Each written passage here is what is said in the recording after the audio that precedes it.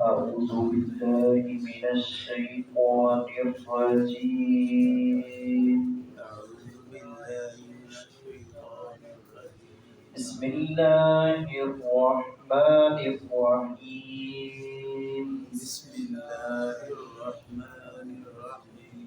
إني آمنت بربكم فاسمعون.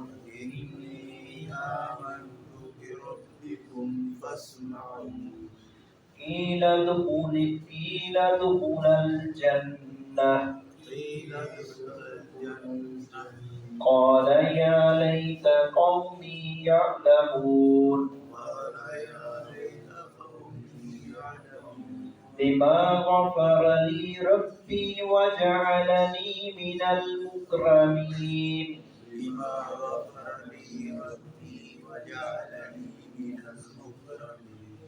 وما أنزلنا على قومه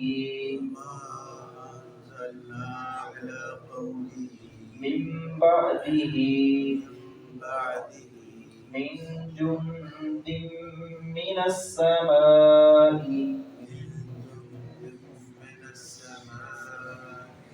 وما كنا منزلين.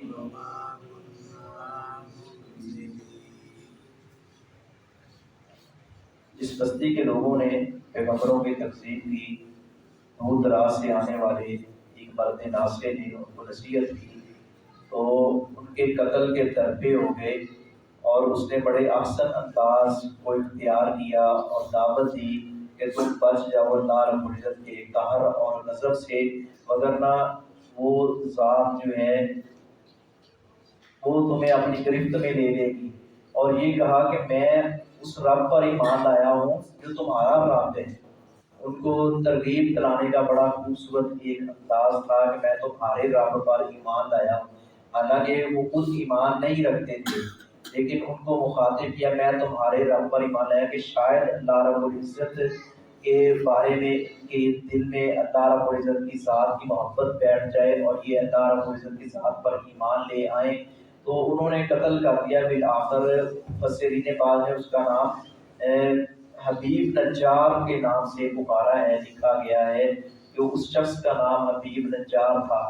مرتے وقت بھی وہ نصیحت ہی کر رہے تھے اور کہہ رہے تھے کہ کاش کہ یہ قوم اس مقام کو، اس مرتبے کو جان لے جس مقام اور مرتبے پر اللہ رب العزت نے مجھے فائز کیا، اللہ نے مجھے بخش دیا، اللہ رب العزت نے میری نصرت اور مدد فرمائی ہے.